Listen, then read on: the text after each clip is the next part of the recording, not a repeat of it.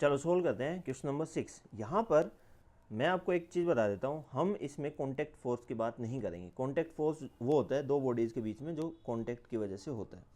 चलो यहाँ पर आपका एक ब्लॉक रखा है 4, यहाँ पर है एक 2। सबसे इम्पोर्टेंट जो चीज़ है वो आपका होता है फ्री बॉडी डायग्राम बनाना। ये है 4 kg, ये है 2 kg।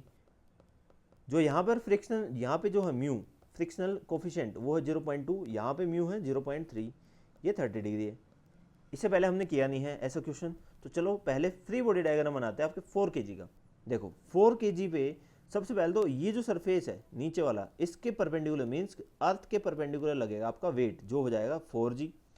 जिस सरफेस के ऊपर रखा है मीन्स ये, इसके परपेंडिकुलर लगेगा आपका नॉर्मल फोर्स।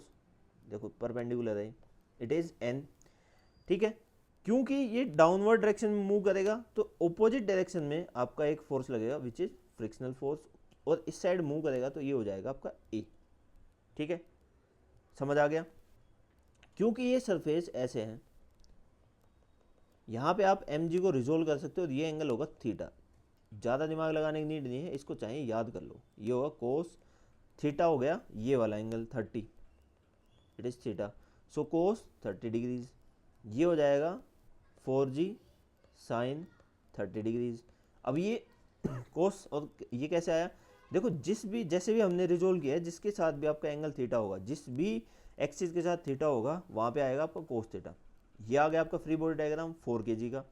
अब अगर हम देखें 2 kg का, इस पर हमने बताया ना कॉन्टैक्ट फोर्स नहीं लगेगा। कॉन्टैक्ट फोर्स होता है एक दूसरे के कितना फोर्स लगा दें। ठीक है, अब 2 kg का बनाते हैं, डाउनवर्ड 2g। ठीक है, अब इसके परपेंडिकुलर n2 मान लेते हैं, इसको n1 मान लेते हैं, ये F1 हो जाएगा। यहाँ पे फ्रिक्शनल फोर्स ऊपर F2, नीचे एक्सेलरेट करेगा। ठीक है, और इसको हमने रिजोल्व कर लेते हैं, ये हो जाएगा 2g, यहाँ पे angle theta 2g cos 30 degrees, और ये हो जाएगा 2g sine 30 degrees. I hope free body diagram में कोई प्रॉब्लम नहीं होगी। अब एक का कर देता हूँ, 6 का पूछा, ये 2 का पूछा गया, तो चलो 2 का सोल्व कर लेते हैं। देखो हम लगाएंगे न्यूटन का second law, F net equals to mass into acceleration. कोई doubt? Net force, net force अगर आप इस एक्सिस पे देखो, ये जो एक्सिस है यहाँ पे क्या ऑब्जेक्ट ऊपर और नीचे ऑसिलेट करेगी या मूव करेगी? नहीं, तो नेट फोर्स में एक्सेलरेशन 0 हो जाएगी इस एक्सिस पे, तो ये ए 0 हो जाएगा।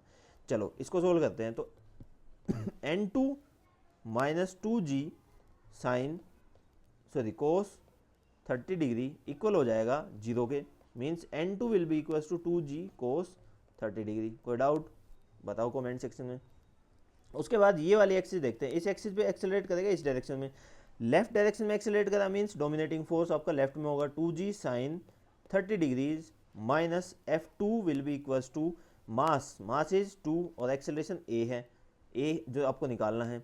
यहाँ पे हो जाएगा 2g sine divide by 2 mu into N, N की वैल्यू यहाँ से आप सब्सटीट्यूट कर सकते हो, ये हो जाएगा 2a, और आपको a की वैल्यू निकालनी है, इसको सोल्व कर लो आपकी वैल्यू आ जाएगी।